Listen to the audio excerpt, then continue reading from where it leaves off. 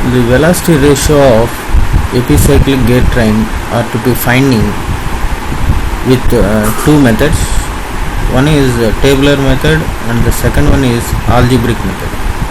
Basically, most of the problem solving as per the syllabus is of tabular method only.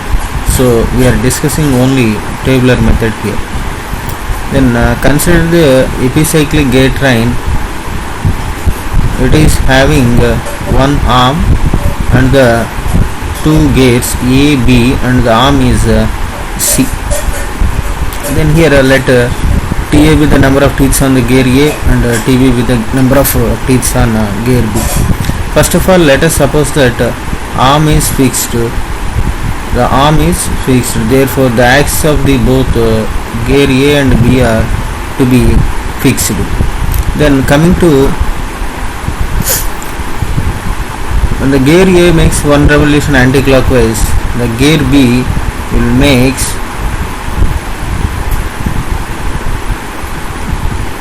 teeth of A.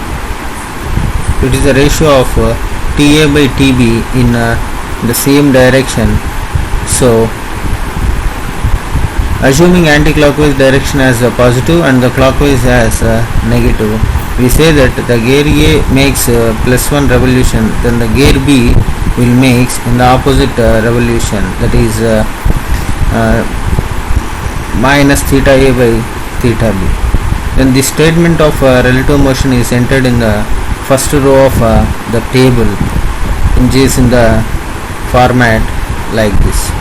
If this is the table of motion, okay, while solving the problem also we have to create the table in the same format only.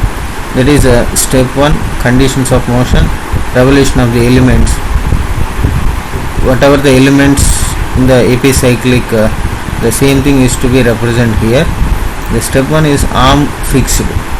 Gear A rotates with a plus 1 revolution, that is 1 revolution anti-clockwise. That is arm is fixed, so it is to be 0, and gear A is rotating in anti-clockwise, so plus 1, and gear B it is rotating in a clockwise direction. Opposite to that we are representing minus TA by TB. Then if it is the case arm fixed, that is here also 0, the gear A rotates through plus 1 revolutions, plus x revolutions. Plus x is the same thing. The same number of revolution is taken by the gear B, but is in opposite direction. So we are representing in the number of revolution as A, but is in opposite direction. Then add plus y revolution to all the elements. So 0 plus y plus y plus y. So the total is 0 plus y, x plus y plus y minus x TA by TB.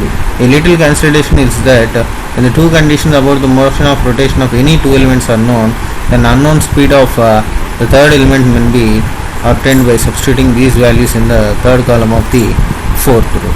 Okay, this is a very simple and syllabus topic that we have to learn it in the session. Then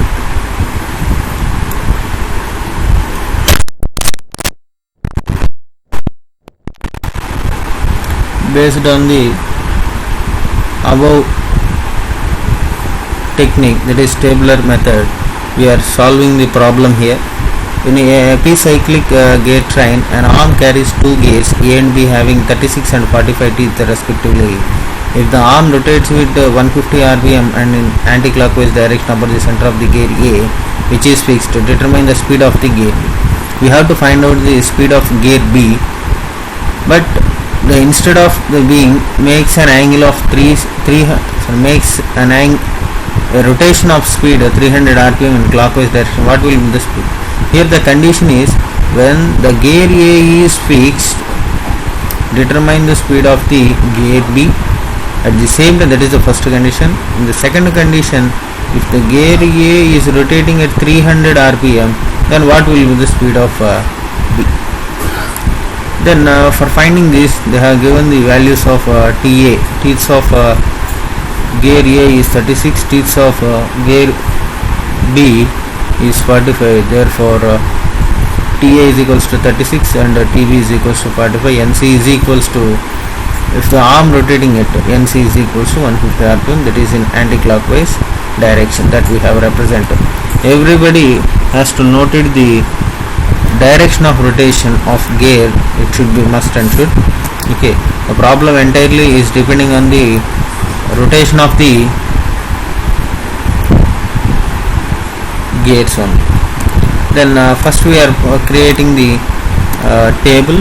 Step 1, condition of the motion, revolution of elements C, A, B. Then arm is fixed and gear A rotating with plus same. As we discussed here, the same method we are creating the table. Then speed of gear B when the gear A is fixed. As in the representation of the problem, it said two cases. The first one is arm is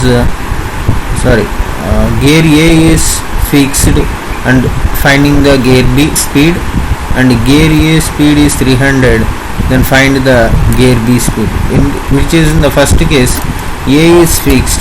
So since the speed of the arm is 150 rpm in anti-clockwise, therefore fourth row of the table is arm is rotating at anti-clockwise, arm is 150 rpm and anti-clockwise. Anti-clockwise means plus, that is plus, y value is 150 rpm. If the gear A is fixed, therefore x plus y, gear A is fixed, therefore x plus y is equals to 0 or x is equals to minus y. So it is y value is already has given in the question itself.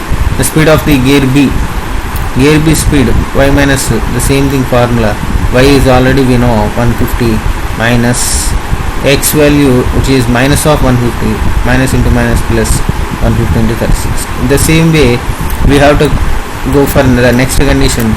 The speed of gear B when gear A makes 300 rpm clockwise, gear A 300 rpm clockwise, gear A means x plus y is equals to gear A, finally x plus y is equals to, clockwise is nothing but the negative sign. The same way is just to solve the problem, we get it the NB value.